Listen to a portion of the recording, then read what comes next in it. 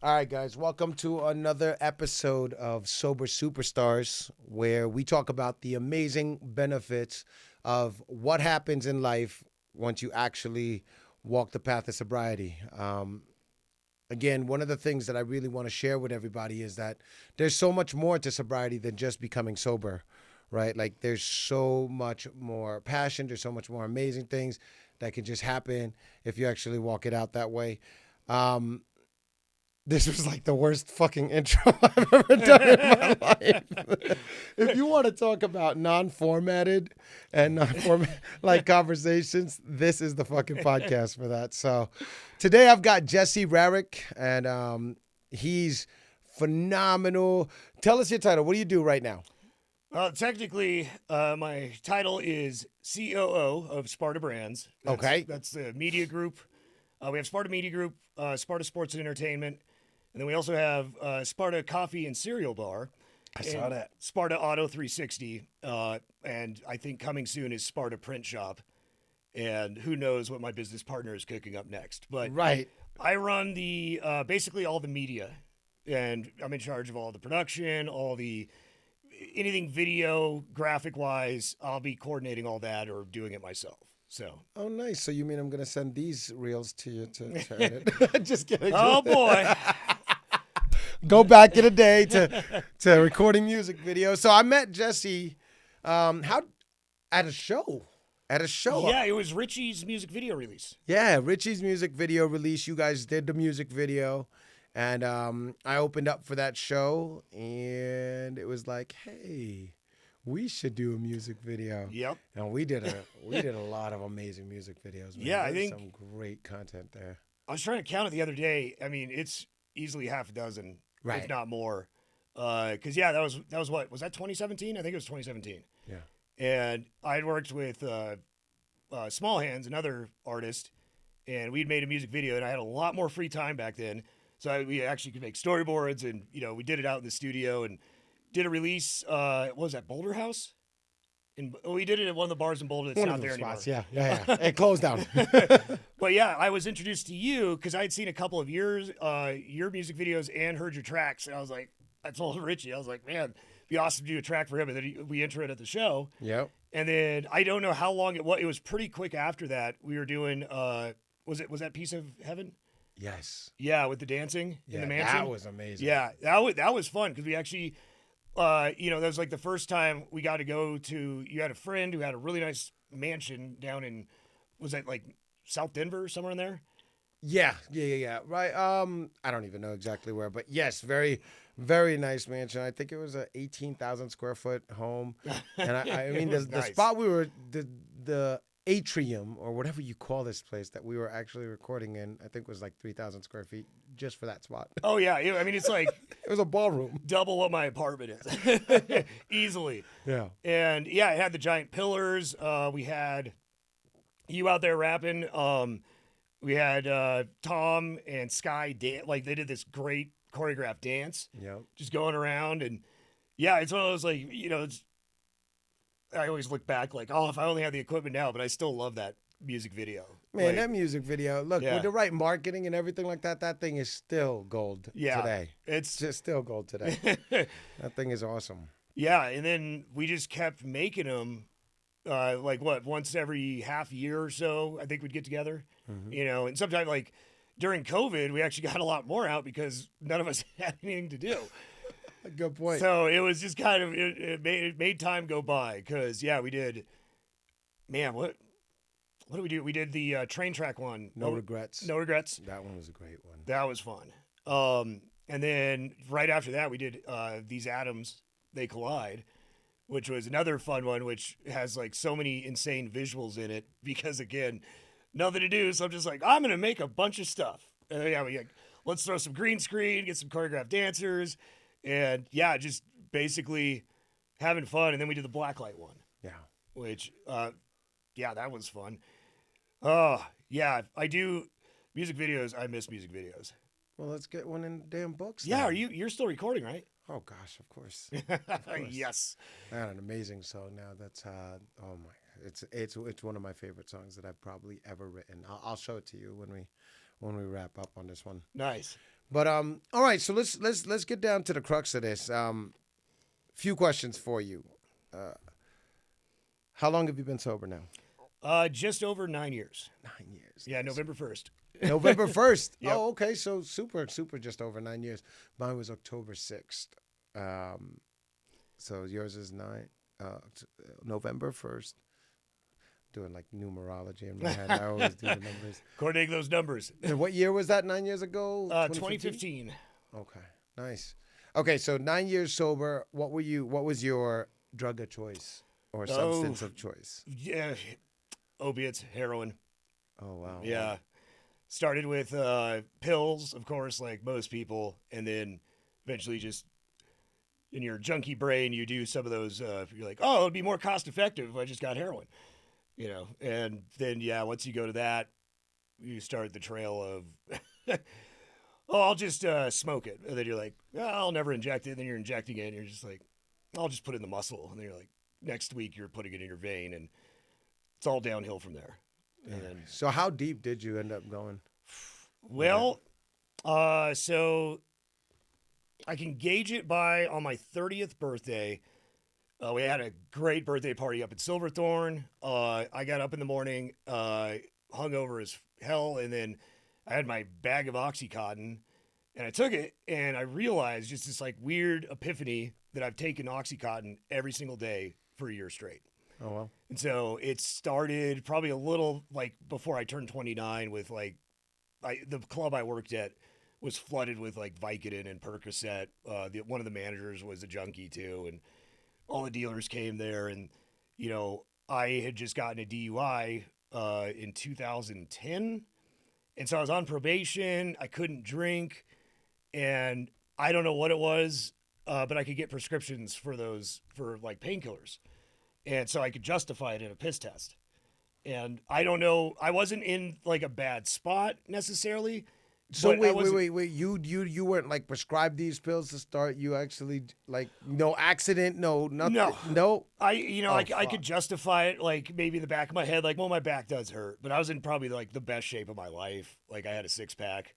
I think it was a culmination of a lot of things. Like after I got clean, I did a lot of introspective work with therapy and all that fun stuff, and you kind of see the trail that goes all the way back to childhood, and you see the mistakes and kind of how your personality sets in. Like I was a big disassociator, and I was always saying yes to getting high. Anything like that. Part of it is peer pressure. Part of it is this just escaping reality. And I didn't realize it until afterwards, but I like especially problems, whether big or small, just sweep them under somehow and just avoid it. And that is kind of what led me into that mindset. And I thought I was in control of my partying in my 20s because I started working out. Was it like 27 when I met Jeff, my business partner? But he was a weight trainer. Oh, damn. So he's seen you through the whole. Oh, yeah. He's been there the entire journey through that stuff. Oh, wow. Yeah, because he had. I met him when I worked at that bar. What was that? Electric Cowboy in Westminster. And he was at the time dating one of the bartenders, and we all worked out at the same gym. And I was in really bad shape, just drinking all the time, and like not daily, but like I was partying. Like my diet consisted of Pizza Hut for dinner, McDonald's for breakfast. And he put me through this journey, and for like a year and a half, I was killing it. Like I never thought I'd have a 6-pack, but he got me a 6-pack. And I was going to the gym 2 times a day, and I was drinking maybe once or twice a week. And then there was one night I just drove home, and I had a bed to stay in where I was at. I don't know why I decided to drive home, but I did, and got popped for a DUI. And that, like, I don't know if like there was like this rage started building after I got it. And it's not like, obviously it's my fault for the DUI. Right. And everything. Like as pissed as I was, there's nothing I could do about it. And that probation process, I mean, anybody who's been through it, it's a pain. It's not supposed to be fun, but I got really squirrely with my life being so looked at and tightened down. So it was kind of like this childhood impulse to misbehave. And when I found that route of, oh, I can take these, and there's this doctor that will write me a prescription to justify it. And that's how I just kept partying on it. And at some point, So you were just, this was all for recreation. yeah, You probably dove down the deep self-medicating. end just for self depression. I would say, that was all there in my younger 20s. Like I had depression, really bad anxiety. Later I'd find out there's like PTSD. I was ADHD, but undiagnosed and untreated. Uh, I had, a lot of dependency issues with people. I had really good groups of friends, but like at the Electric Cowboy, especially, there was a big group of us that fell into this pit with the drugs. And, when you're together with it, you have this kind of social camaraderie with Right. it. And Yeah, I had a whole group of drug friends. that doesn't, it's great, but at the same time, out of those, I don't know, there was about 10 people that went through it. I mean, there's only 3 of us out and alive right now. There's a couple in jail. There's been a bunch of suicides and ODs over the years. Oh, wow. And, I mean, not everybody at the club. Like, it was just a small percentage of us that got into that. But, yeah, I don't know what it was. It was something about beating the system. And, I mean, I'd still drink and get away with other stuff, but that's where I became very self-destructive with it in a way. Like, I was still going to the gym, and I wasn't noticing my dependence. Had gone from taking a couple Percocet a day to having to go and find OxyContin, which at the time, you get I'd have to get the blues, one of those 30 milligram. And No clue. I wasn't into downers. Wasn't into downers. Uppers was my thing. yeah, and you just got that hum, I called it. You felt good, but I didn't notice the sickness coming on because I always had stuff, and I just kept disassociating how much I was spending on it because at the time it wasn't as expensive. I think you're paying like $1 a milligram for the shit. So I could get by with spending about $100 a day.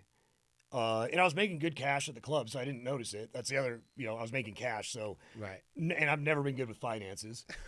So I was making, and I've never been good with finances. So here, I made the cash. I'll give it to you. I get my drug stays. Yep, exactly. And you just don't pay attention to it. And there was a couple times I do remember not feeling good and not associating it with withdrawal. But I must be getting sick. Let me take some more opiates. That'll make me just right as rain. And that's where on my 30th birthday, I had that epiphany. And I don't know what it was that triggered it, but after that, I tried to stop taking it, and I started getting the first signs of withdrawal. And it I didn't know it at the time, but if I would have just gone through it right then, it wouldn't have been as bad as it would be in the future. It would have sucked for a few days, and then mentally for probably a month or two. But I could have gotten through it a lot easier than later because I went deeper into it and kept doing I'll figure it out later.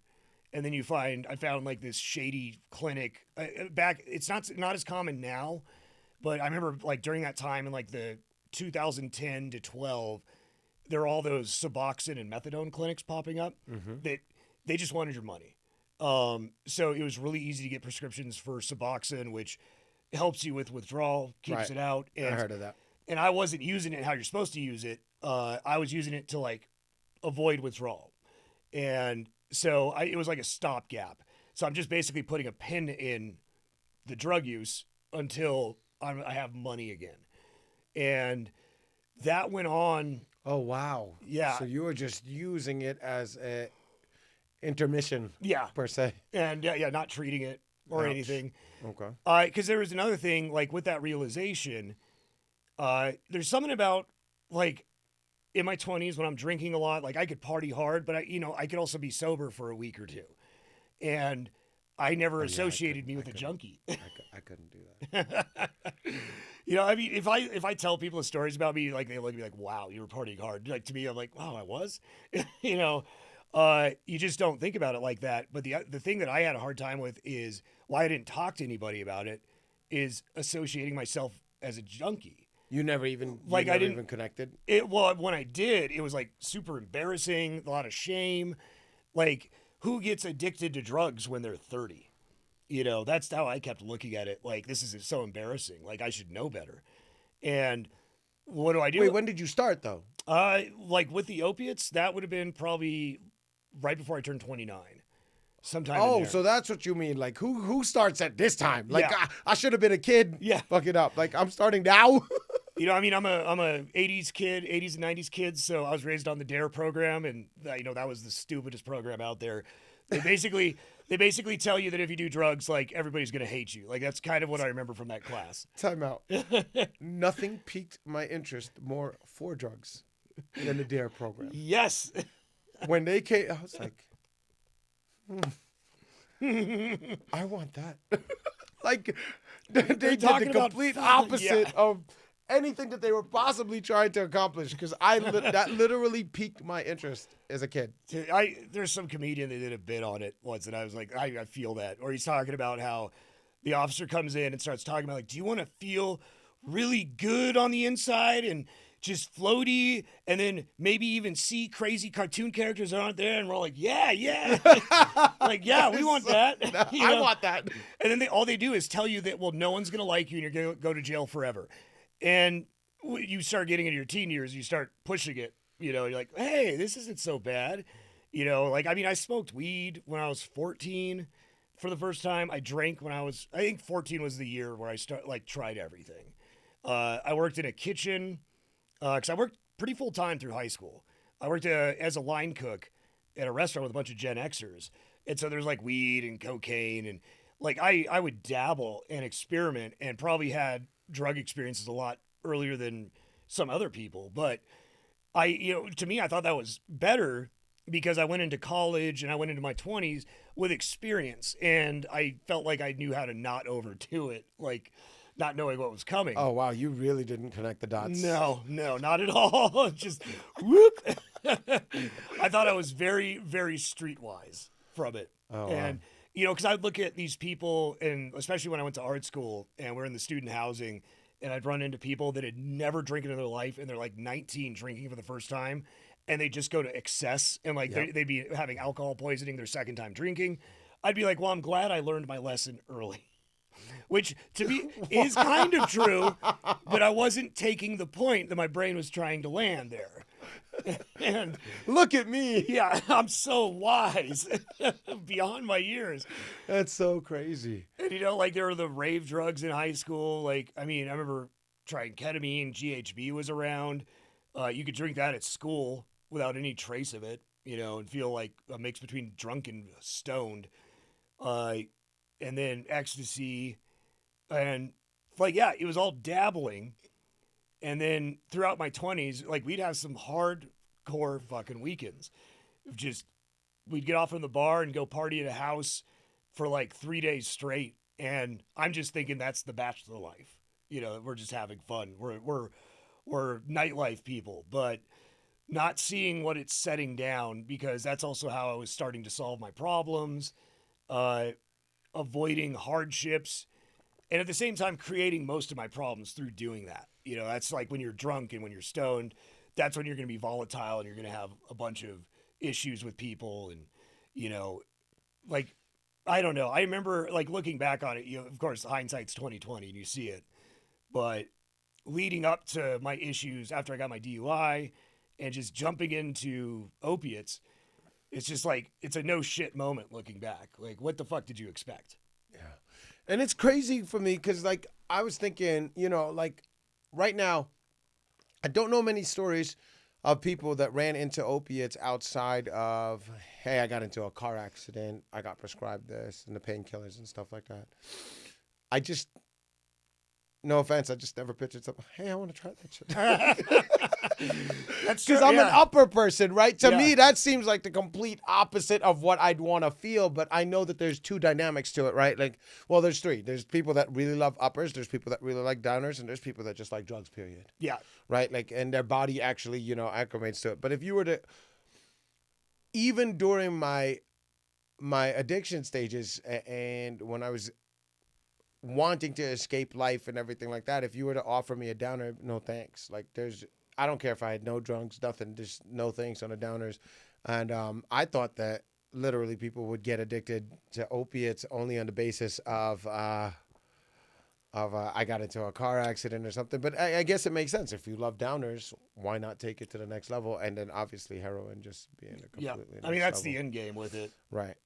And yeah, I mean, it wasn't so much like I was definitely probably more of an I love drugs person, but uppers.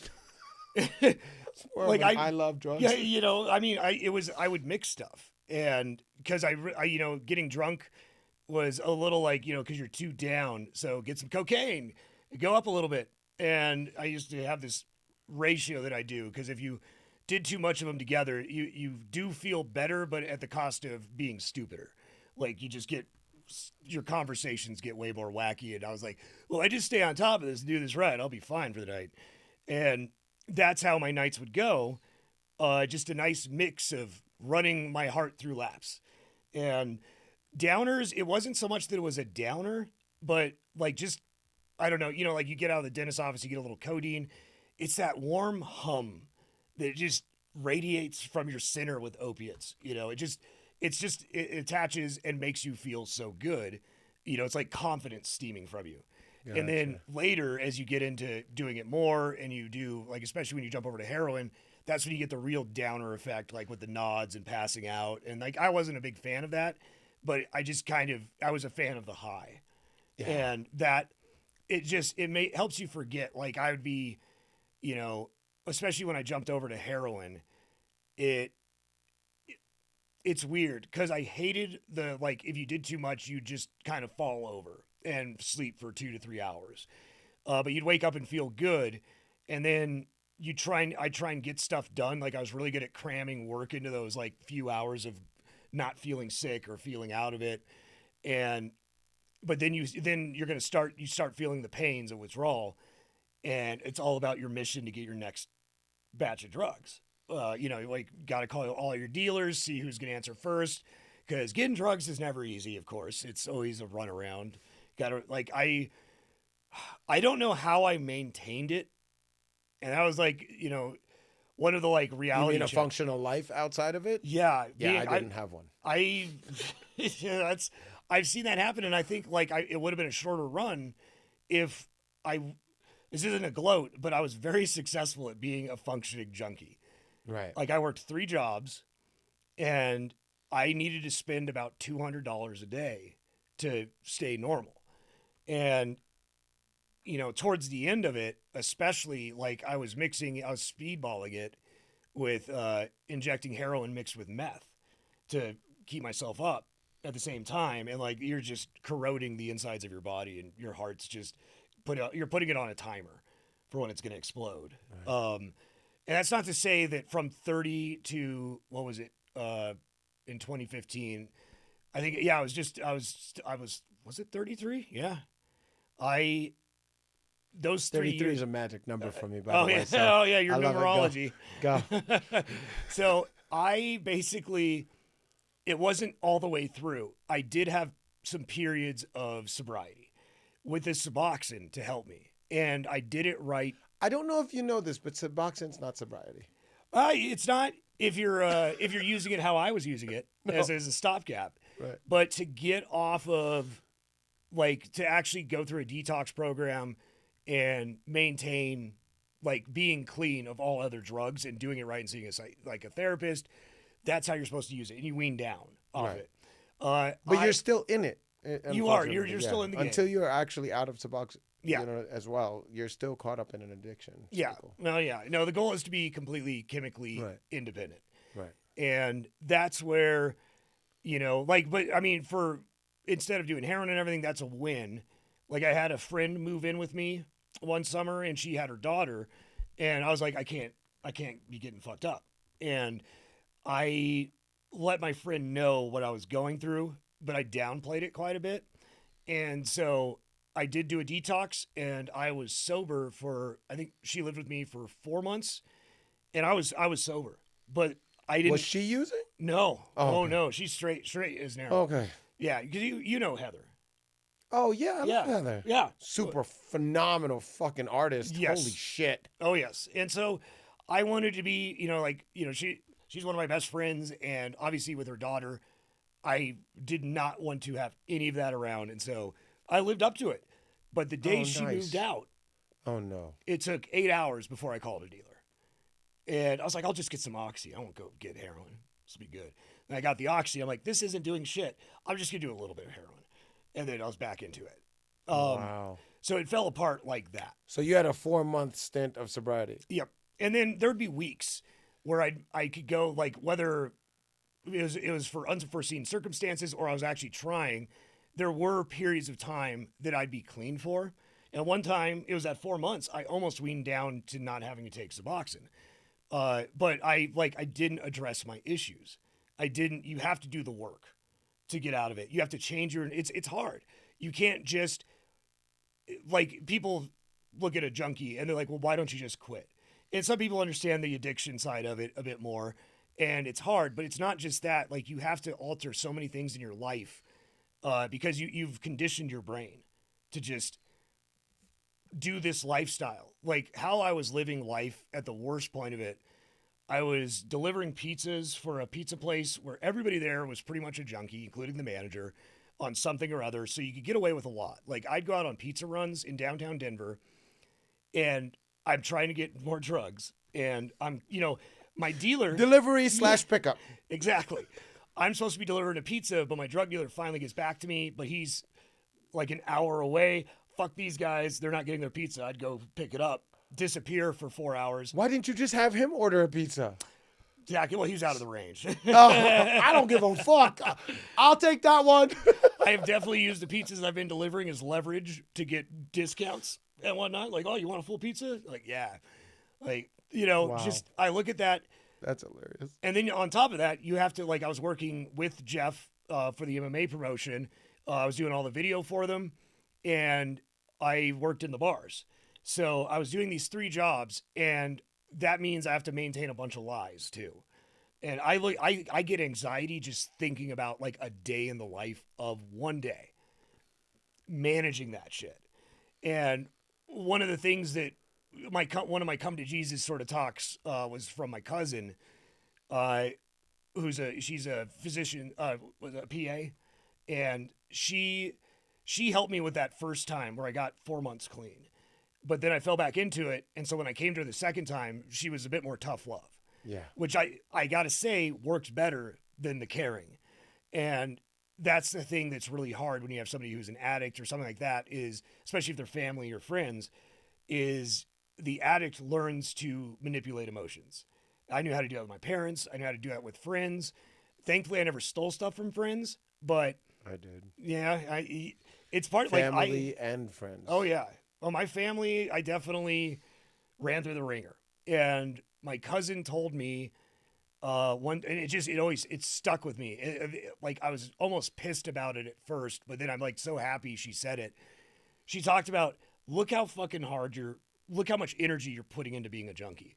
Could you imagine putting this energy into being, like, a productive person? And I'm like, stupid, whatever. And it drove me nuts because I'm going for pity as a junkie. You want pity from the people you're going after. And she gave me none. And she served me some fucking crow. Like, she's like, yeah, and it's actually not just pity, it's actually significance. Yeah. Okay. Whether it comes in the form of pity or whether it comes in the form of praise. Unfortunately, when we're fucking everything up, we're not going to get praise for fucking everything up. It's just not going to happen. But we're just still really looking for significance from somebody. And sadly, when it's all mess ups and stuff like that, if I'm not going to get the appreciation and praise, I might as well get the fucking pity. Yeah. Because I'm still getting that attention, that significance from somebody. And yeah, I mean, it's so crazy though. What was the catalyst for you to then quit? Like, what was the catalyst? Like, what happened in your life? Did it just get too fucking much? What made you go, you know what, I'm sick of this anxiety cycle, this trying to juggle all of these things and everything like that? Because, again, in your head, you thought you were functioning in that aspect. I mean, what made you want to quit? Well, I got to a point, and that would be the summer of 2015, where that was like the end game. I thought it was going to be easier to die than it'd be to get clean, and so I'd push the limits. You like actually Oh just wow. killing myself wasn't, it's hard to do that. And I was trying to be the most convenient OD out there, like making sure that my like that's how I was thinking is like I'm going to die doing this. Convenient OD. Yeah. It's a fucked up way of thinking, but that's I just in my head I'm like I'm never going to be clean. Like I was like I think of normal people as like day walkers, and I'm never going to be one of those again because I remember feeling so outside. I othered myself Yeah. so much. Like it was almost to think of a normal life as like just ultimate imposter syndrome. And I was so dead. Like I knew it. I was, so I'm about 180, 85 pounds right now. I was 143 pounds. You could see every single rib. You could see like my muscles were all gone. But I never looked at myself in the mirror. I didn't notice that until I actually, the first week clean. But people were starting to notice I was physically just, my face was like everything was concave. And I had a sickly color most of the time. I couldn't find veins to inject, so I had all these like armbands on to cover all the holes in my arm from trying to hit a vein. And that was my daily life, and I was getting tired of it. And I knew it was coming because once I came to my cousin, I don't even know why.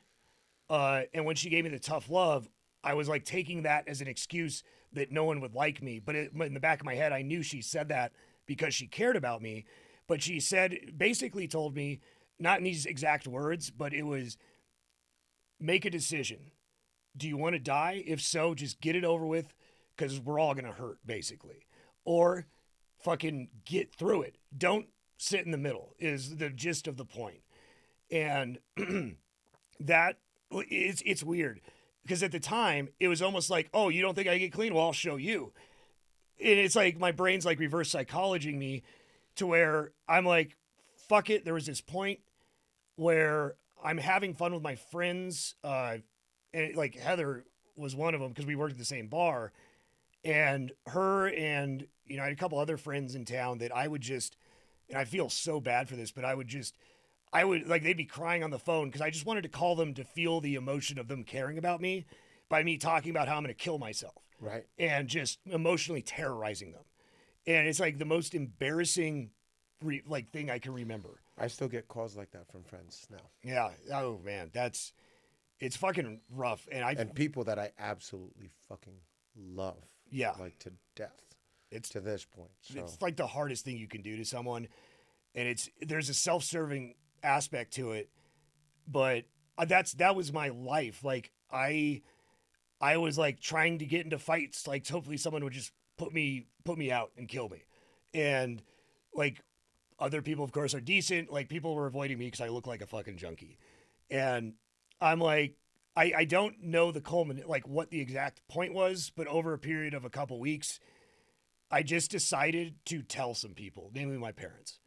And my dad did come over one time, and they found me on the floor in my kitchen with all my stuff. And even then, I probably could have gotten away with more shit.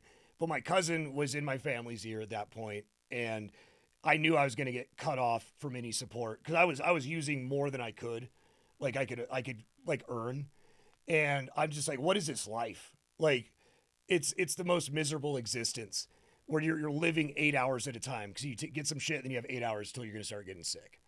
And I made a plan, and I knew like I had to change my life, like uproot everything. So the plan was, I think I had one night left at work, where it was Halloween, the Halloween shift. And so I worked that Halloween shift, and that's where I remember like first seeing myself. Like I never looked at myself in the mirror when I was a junkie. I couldn't stand it. And I looked in the bar mirror and just caught this like ghost of myself. And like I was in clothes, but like I'm just like, who the fuck is that? And so I called my parents and I'm like, I need to come and like I need to get out of my house. I need to like go into the basement and I need to get better. I need to get back with my doctors because I burned all these bridges with doctors and shit. I needed help. And so they after that shift went over, my parents came and picked me up. I went to their basement, started the withdrawal for about 4 or 5 days of just intense, just the every fluid's coming out of every end. Your body is just in aching pain. Everything's screaming at you like you have no pain receptors, or your pain receptors are in overdrive because there's no opiates. And so, like, when you feel your bone rubbing on your skin, and when you're laying in bed, it's like just aching. And then it was day 4 or 5 that my main doctor, who I could get Suboxone from, let me come in with my parents. And, it was basically like, this is your last chance. He wrote me the subscription. It's the highest amount you can do. And it like barely helped me. And for like 2 or 3 weeks, I was weak as fuck. But I remember thinking in my head, I'm like, I've tried this before. It's not going to work. And I'm like self-doubting myself. And I remember as we're driving back from the doctor's office, it's like 6 or 7 at night. And I'm like, my head's on the window looking out at these people like going into Starbucks and everything. I'm just like, oh man, it'd be great to be one of those people. And I get home and I get the Suboxone and I'm like, this hurts. And once you're on Suboxone, you can't take opiates because all your receptors are blocked, which is good. But I turned my phone off I think it was off for 4 or 5 days when I went to my parents. And then it was like a week later, I got my phone out and I'm like, I have to tell everybody who's close to me because I need those stop. Like I knew that, like once I said that to people, I owe them to stay the path, basically. It's basically a stopgap. No retreat, burning the boats. So I called Jeff, was my first one because that was who I needed to do the most work for. And Jeff, because he had the MMA promotion and I was doing all the graphics. So I was expecting to get fired from everything and burn a bunch of bridges. So I actually had replacements. I talked to Tom, my video friend, and another buddy Tom Wingard? Yep, Tom Wingard, to help Jeff out and basically had a replacement for me. And so I called Jeff and I was just like, I just told him what I had been through. I'm like, I've been doing heroin for 3 or 4 years. I'm a junkie and this is where I'm at. And he was like, all right, man, well, let's call me when you feel better. Let's talk about what we do. And he was like the most supportive person, I got a lot of support, but he was there throughout it all. Just like, and that first call was so motivating. Like it was, I was crying, just talking to him because it was just not what I expected. And I was like, okay. And then every phone call was like that. Everybody I called, all my friends, it was, I'm glad you're alive. Like, keep us posted. How are you doing? So I keep checking up with everybody. And like 1 month went by and then 2. And I'm like, I'm fucking doing this. Like, it was weird. I didn't have any inkling to go back. I was loving life. Weird little thing is I didn't listen to music or notice music when I was a junkie because you're just about the drugs. Right. And I got some noise canceling headphones, just sit in my parents' basement and just rediscovering music. It was like I'm listening to like fucking Taylor Swift and just pop music. And it was just like I feel Taylor Swift, you're a lifesaver. It was just like itty pop because I was listening to my old stuff, but obviously like just going on the iTunes radio and just feeling it. And I'm just like, I like this feeling. And I did what my cousin initially said. I put that effort into actual life. And within a year, I was asked to be a partner in Sparta Media Group. And so I was then a business owner.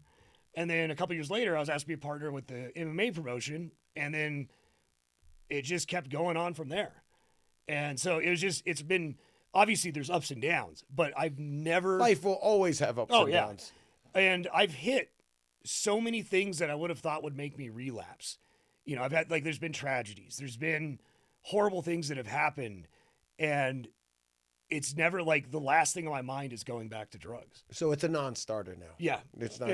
I've gone to help people. Like people, obviously with my history, I'm sure I know you have too. When friends or family have somebody in their life that's going through addiction, they ask you for advice or they ask if you can talk to somebody. And, I can only give advice, and just maybe help out, point them in the right direction.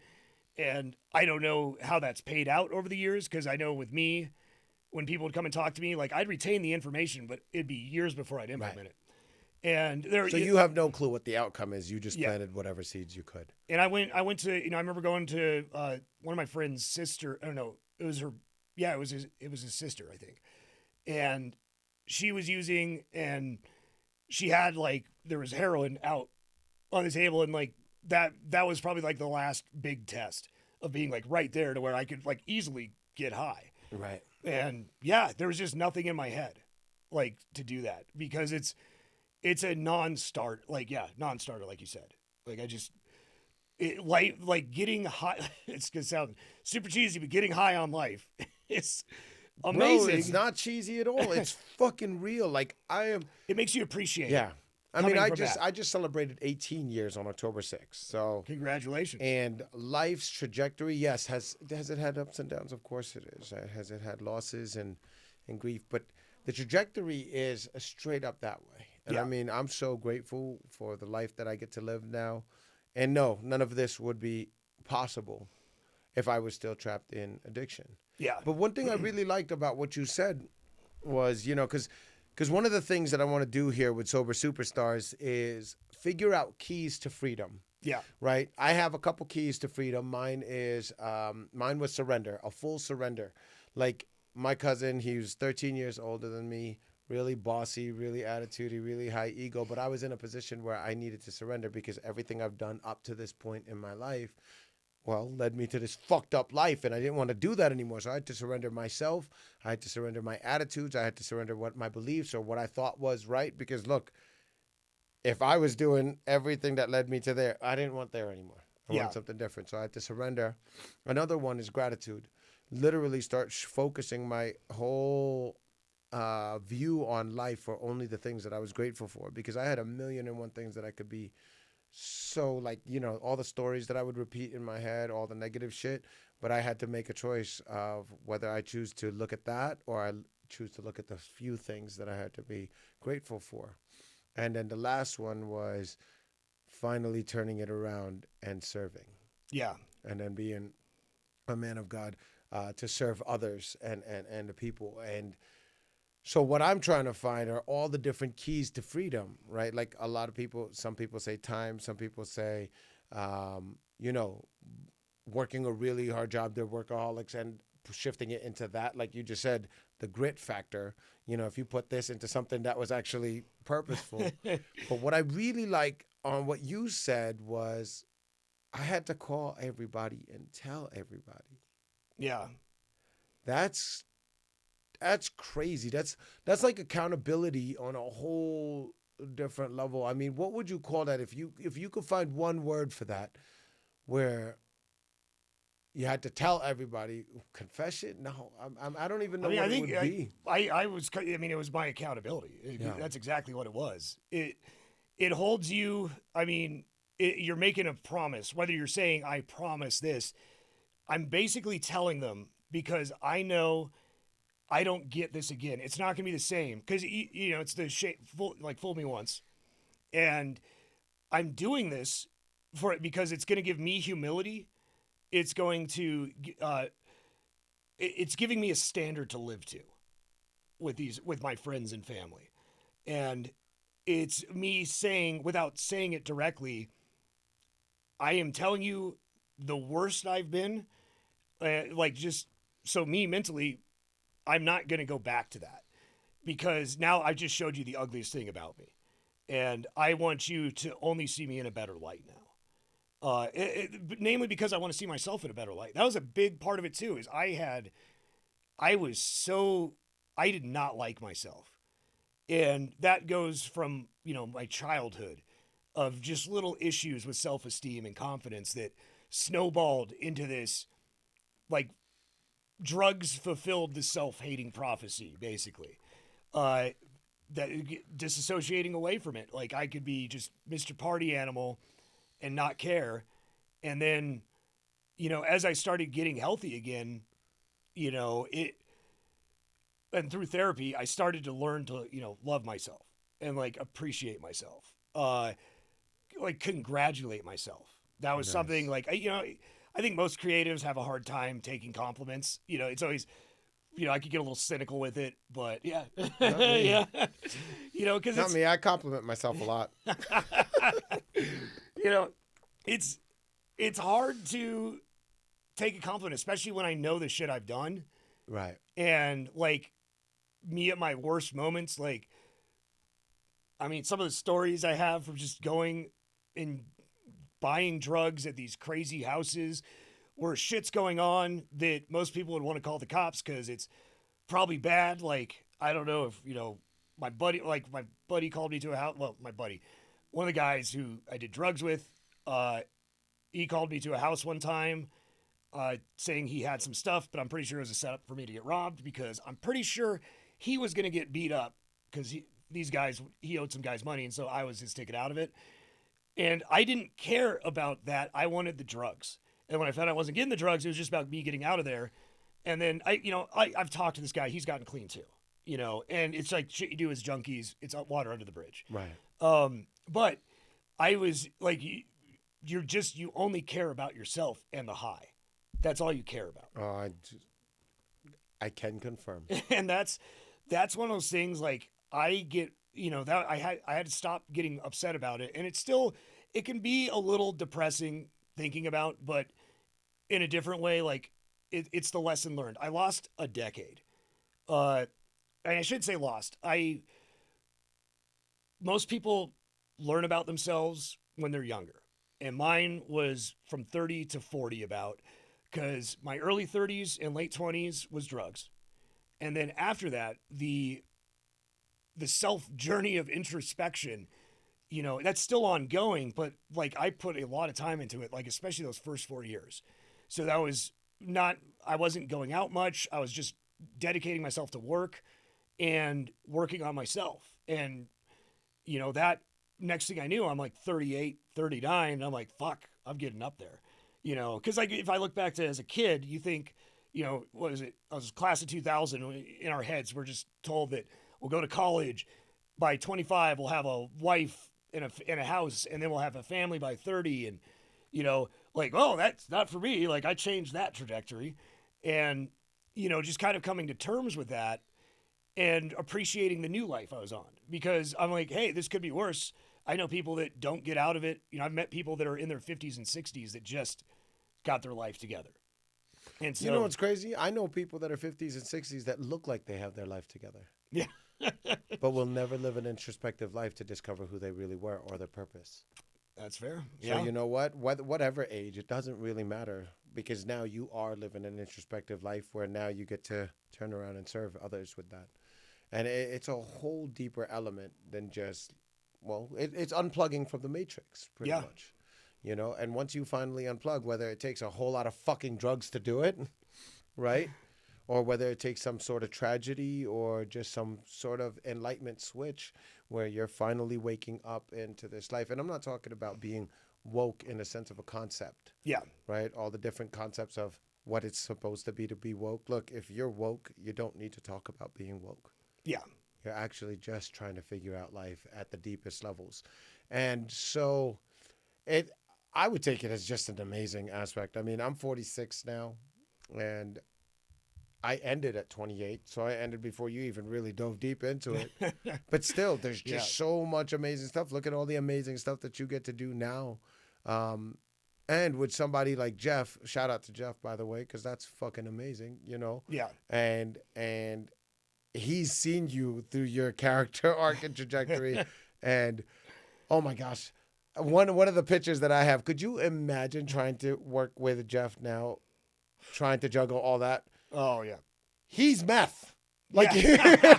he is straight like Dude, he's meth and crack and speed and Yep. all that fast shit all in one. Like you wouldn't be you'd fucking explode. Yeah, he is a lot like of energy to come at me, and like that's like he always jokes that me and his wife Jessica are his enablers, and we basically like he comes with these crazy ideas, and we're like applying, like he's the train driving while we're applying the tracks underneath him. Right. And it's one of those like we may bitch about it, but I've always done good. Like I work well in chaotic environments. And that's just something, even in high school, like I was great at cramming last minute before a test that sort of thing, or I could write an A+ essay the morning of. And it's not that I like to delay, but all my jobs, like I was a high volume back and bartender through my 20s and into early 30s. And that's why I probably thrived working all those jobs as an addict. And that's why. So all of it was training. Yeah, it was Training just ground. aggressive training. I wouldn't recommend it. Training ground to work with Jeff. Oh man, yeah, and I like the ADHD diagnosis. Like when I did my big cognitive evaluation and everything, and it was kind of a no shit sort of thing. But then working on treatments, non-narcotic style, and all of a sudden my head gets organized to where it was a jumble of stuff. Like I'd squirrel and forget about stuff, but then I learned how to organize. Nice. And that was like gaining a superpower. Like I can't describe it as anything else because it drastically changed my workflow and how my day-to-day goes. Being able to compartmentalize and bring stuff back up and put stuff away. Like it was like finding these triggers, like things that used to trigger me and making them work for me was amazing. And that's that like self-healing journey, even though I just needed it. And now I feel that I'm able to enjoy where I'm at. Like it is a lot of work with all the companies and it's only getting busier, but we're learning with the companies. And like, that's our problem right now is, what's coming up with the businesses. How do we make it better? Those are the problems I like to deal with. Not, how am I going to get my next hit? Exactly. Yeah. Exactly. Yeah. Because the solution isn't I'm getting high. The solution is amazing. Yeah. Like finding out these solutions and then actually making things work, and then you see what you created. It's so wonderful. Yeah. You know what I mean? So let me ask you this. If there's a few things that you could share to anybody out there that's watching that's still struggling with addiction today, what are some key elements that you could share with them of either how to get sober or the amazing other side of life? Just share some stuff with them. I mean, it's, if you're going through it right now or know somebody who is, it's definitely easy to brush away advice, especially from people that have been through it.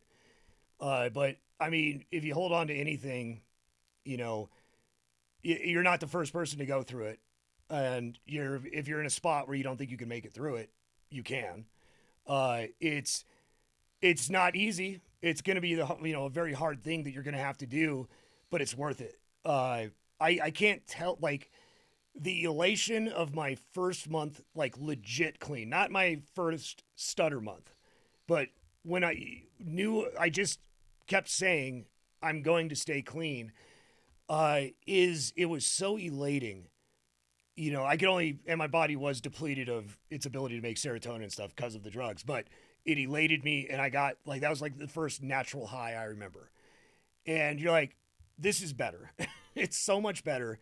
And I do recognize that I had different circumstances. Like some people don't have a family like I did that could take them in. Right. Some people may not have friends, but there are resources. There's a lot of resources.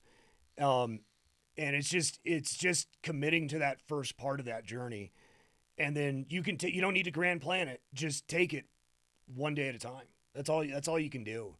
But I like, as you hit these years out of being clean, you stop counting the time. I mean, you always know what it is in the back of your head, but you just, I don't know. Every time I think back on it, it builds me up so high.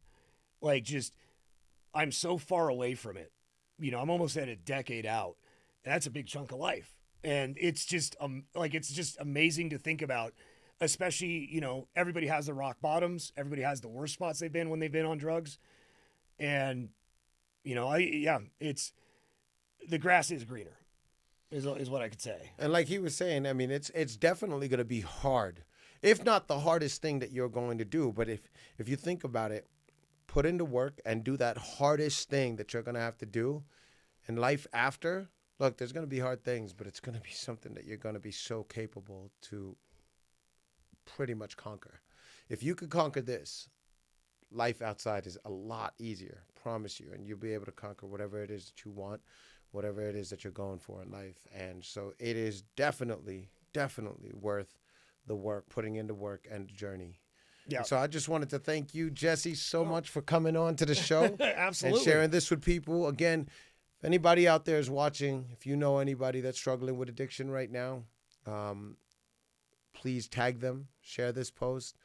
Hopefully, there's value that you find in Jesse's journey, and that transparency and accountability. That's an amazing key to freedom right there.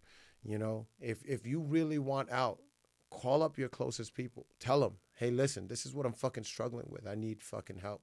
But really put it out there in full transparency, because if you're still playing the hide and seek games, I mean, there's just so much darkness in there that you could hide in and stay stuck exactly where you're at. So, full transparency, shed light on it, share it with everybody you know, and sending prayers your way. God bless.